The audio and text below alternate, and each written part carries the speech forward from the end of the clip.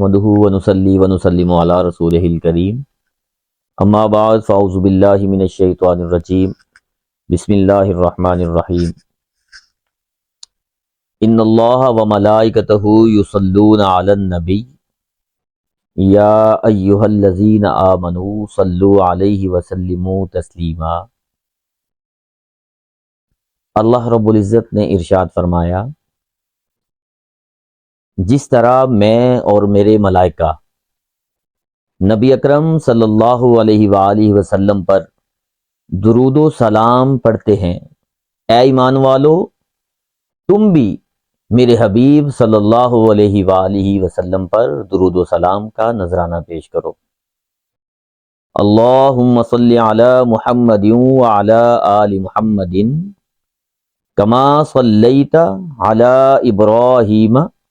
وعلی آل ابراہیم انک حمید مجید۔ اللہم بارک علی محمد وعلی آل محمد کما بارکت علی ابراہیم وعلی آل ابراہیم انک حمید مجید۔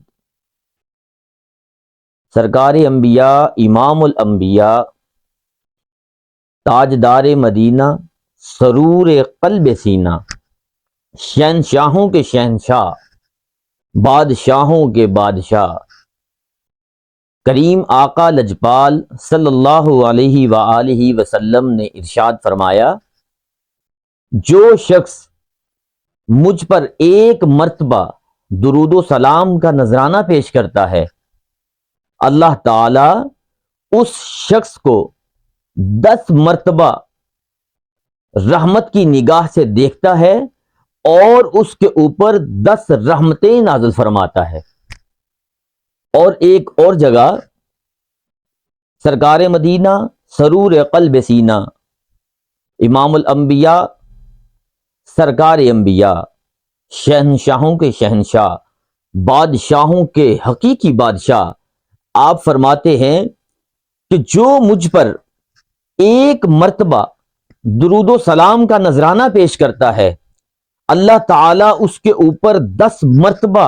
رحمتیں نازل فرماتا ہے اور اس شخص کی 10 خطائیں معاف کر دیتا ہے اور اس شخص کے 10 درجات بلند فرما دیتا ہے۔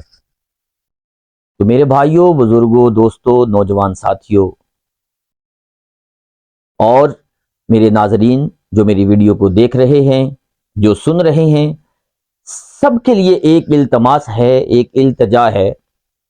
کہ آپ خود سوچئے، اگر ایک مرتبہ درود و سلام پڑھنے کا یہ اللہ رب العزت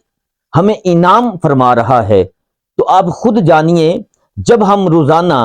ایک تسبیح درود پاک پڑھنے کی معمول بنا لیں گے تو اللہ رب العزت ہمیں کتنا انعام عطا فرمائے گا، کتنی خطائیں معاف فرمائے گا۔ وہ اتنا کریم ہے، وہ اتنا رحیم ہے، وہ اتنا غفور ہے